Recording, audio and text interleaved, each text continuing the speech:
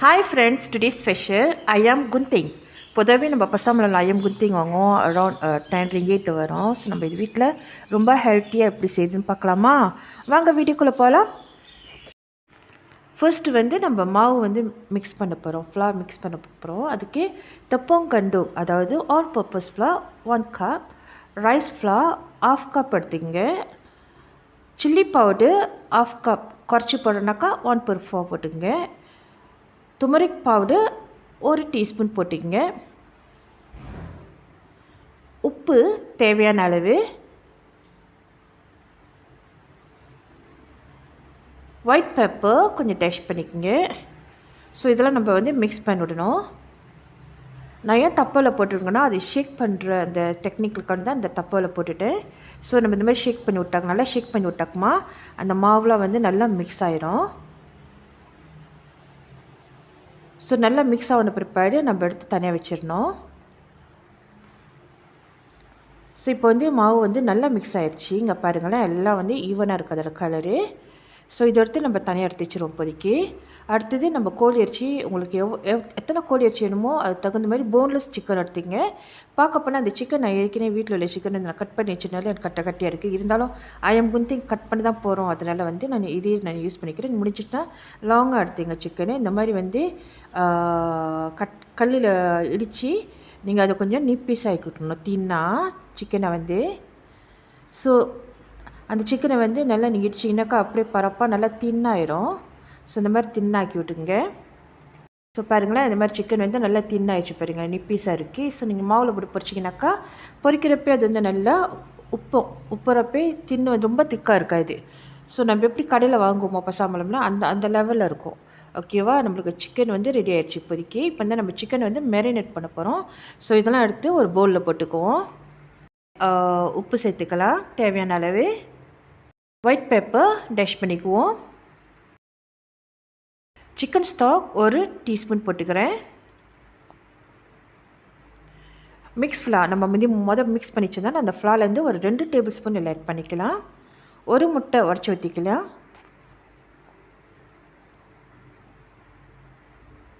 இப்போ நம்ம எல்லாத்தையும் நல்லா மிக்ஸ் பண்ண போகிறோம்.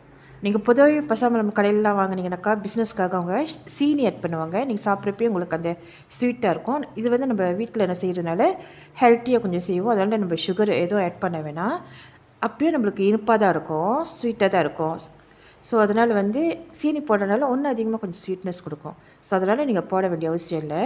ஸோ நல்லா மிக்ஸ் பண்ணி வச்சுட்டு ஒரு 10-15 நிமிஷம் நல்லா மேரினேட் பண்ண பிற்பாடு ஸோ நம்ம ஏற்கனவே மிக்ஸ் பண்ணி வச்சுருந்தா அந்த மாவில் இந்த மாதிரி போட்டு கோழியை நல்லா கோட்டிங் பண்ணணும்.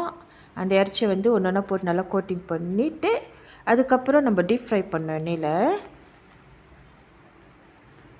ஸோ நீங்கள் 2 விதமாக கோட் பண்ணலாம். ஸோ இந்த மாதிரி கூட நீங்கள் கோட் பண்ணலாம், ஒன்று எடுத்து போட்டு. எனக்கு இந்த மாதிரி கொஞ்சம் வசதியாக இருக்கனால நான் இந்த மாதிரி கோட் பண்ணிக்கிறேன்.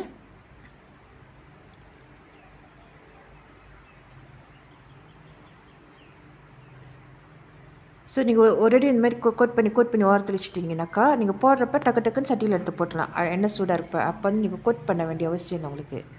அது டைம் எடுத்துக்காது.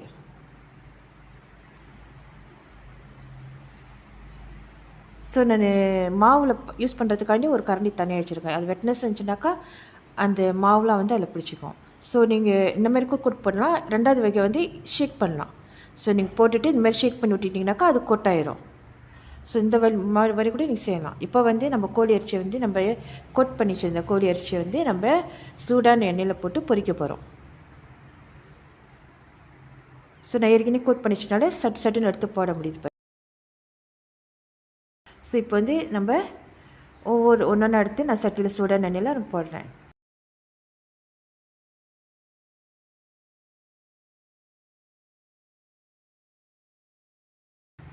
ஸோ நம்ம டீப் ஃப்ரை பண்ணுறதுனால எண்ணெய் கொஞ்சம் கூட தேவைப்படும்.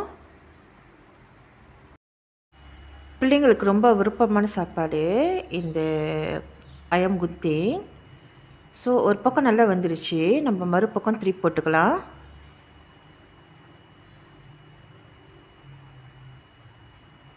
ஸோ அது கலர் மாறிடுச்சுனாக்கா நீங்கள் எடுத்துடலாம். ஸோ நம்ம போன்லெஸ் சிக்கன் பாய்க்கிறதுனால சட்டுன்னு குக் ஆகிடும். மேலே அந்த ஃப்ளார் வேகிறதுக்கு தான் கொஞ்சம் டைம் எடுக்கும்.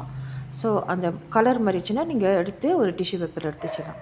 இப்போ நம்ம எடுத்துருவோம். பாருங்கள், நல்லா எல்லாமே நல்லா கலர் மாறிடுச்சு, நல்லா குக் ஆயிடுச்சு.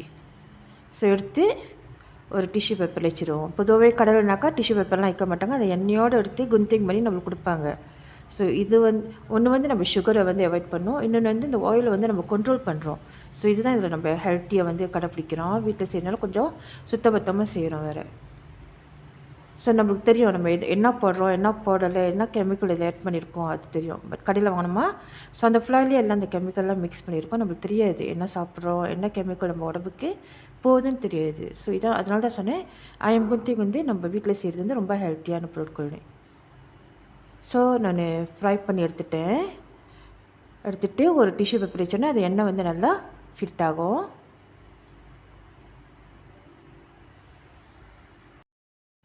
நீங்கள் இந்த ரெசிபி தெரிஞ்சிச்சுனாக்கா நீங்கள் எப்போ வேணால் வீட்டில் சமைச்சு உடனே செஞ்சு சாப்பிடலாம். கோழி வாங்குறப்ப அந்த போன்லெஸ் சிக்கன் கொஞ்சம் ஒதுக்கி வச்சுருங்க. எப்பப்போ சாப்பிடணும்னு தோணுதோ அந்த நேரத்தில் டீப் ஃப்ரை பண்ணிடலாம். ஏன்னா நம்ம மாவு மிக்ஸ் பண்ணி வச்சுட்டோம்ல, அது உடனே முடியாது. ஸோ அது கூட நீங்கள் தப்பால் தனியாக வச்சிடலாம். ஸோ இதுதான் நம்மளோட ஃப்ரை பண்ண ஐயம் குந்திங். ஸோ இப்போ நம்ம குந்திங் பண்ணோம், ஒரு கத்திரிக்கோல் எடுத்து நம்ம குந்திங் பண்ண போகிறோம். ஸோ இந்த மாதிரி நம்ம பொரிச்சு வச்சுருந்தா இந்த சிக்கன்லாம் குந்திங் பண்ணிக்குவோம். இந்த மாதிரி ஸ்லைஸாக குந்திங் பண்ணிக்குவோம். இதுக்கு பேர் நம்ம ஐயம் குந்திங் சொல்கிறோம். குந்திங் பண்ணுறதுனால குந்திங்னாக்கா சீசஸ் பச்சு நம்ம குந்திங் பண்ணுறது. ஐயம்னா சிக்கன். ஸோ இது மலேசியாவில் இது ஃபேமஸான சாப்பாடு. ஸோ அதனால தான் நம்மளே இல்லை வார்த்தை யூஸ் பண்ணால தமிழ்லேயும் கொஞ்சம் எக்ஸ்பிளைன் பண்ணுறேன். குந்திங்னா என்னது, ஐயம்னா என்னன்னு கொஞ்சம் எக்ஸ்பிளைன் பண்ணுறேன். ஏன்னா எல்லோரும் பார்ப்பீங்க இந்த வீடியோ. ஸோ எல்லாருக்கும் விளங்கணுக்காண்டி தான் ஸோ நான் கொஞ்சம் எக்ஸ்பிளைன் பண்ணேன். குந்திங்னா சீசஸ், குந்திங் கத்திரிக்கோலில் நம்ம கட் பண்ணுறது. ஐயம்னா சிக்கன் மலேசியாவில். ஸோ இந்த மாதிரி நம்ம எல்லாத்தையும் நம்ம குந்திங் பண்ணிக்குவோம். அதாவது எல்லாத்தையும் நம்ம சீசஸில் கட் பண்ணிக்குவோம், ஸ்லைஸ்லாம் கட் பண்ணிடுவோம். கட் பண்ண பிற்பாடு நம்ம கொஞ்சம் சீசனிங் மேலே போடணும். அப்போ தான் நல்லா டேஸ்ட்டாக இருக்கும். ஏற்கனவே கோழி அரிசி டேஸ்ட்டாக தான் இருக்குது, பட் இதோட ரெசிபியே அப்படி தான். ஸோ ஐயம் குந்திங்னாலே பொதுவாகவே இந்த மாதிரி பொரிச்சு எடுத்துகிட்டு குந்திங் பண்ணிவிட்டு அதுக்கப்புறம் சீசனிங் பண்ணுவாங்க. ஸோ நமக்கு சீசன் பண்ணுறதுக்கு என்ன தேவை, வரும் மிளகாத்தூள், பப்ரிக் வீட்டில் இருந்துச்சுனாக்கா நீங்கள் அதை யூஸ் பண்ணலாம். It's not compulsory. பட் வரும் மிளகாத்தூள் ஒரு 2 டேபிள் ஸ்பூன், 1 டேபிள் ஸ்பூன் உரப்புக்கு உங்களுக்கு எந்த உரப்பு வேணுமோ அதுக்கு தகுந்த மாதிரி போட்டுக்கலாம். சில்லி பவுடர் போடுறேன், வரும் மிளகாத்தூள், ஒயிட் பெப்பர் ஷேக் பண்ணி விடுறேன். ஸோ லேசாக நம்ம உப்பு தூவி விட்டுக்குவோம். ஏன்னா சிக்கனில் உப்பு இருக்குது, மேலே உப்பு நம்மளுக்கு ரசம் பண்ணாது, ஃபீல் பண்ணாது. நான் டெஸ்ட் பண்ணி பார்த்தேன், உப்பு அவ்வளோதான் இல்லை. ஸோ அதனால் லேசாக நான் உப்பு போட்டுக்கிறேன். ஸோ கடையில் என்னக்கா இதுக்கப்புறம் கூட சிக்கன் ஸ்டாக்கு யூஸ் பண்ணுவாங்க, நம்ம யூஸ் பண்ண வேண்டிய அவசியம் இல்லை. ஏன்னா சிக்கன்லேயே ஏற்கனவே டேஸ்ட் இருக்குது. அவ்வளோதான், நம்மளோட ஐயம் குந்திங் இஸ் ரெடி.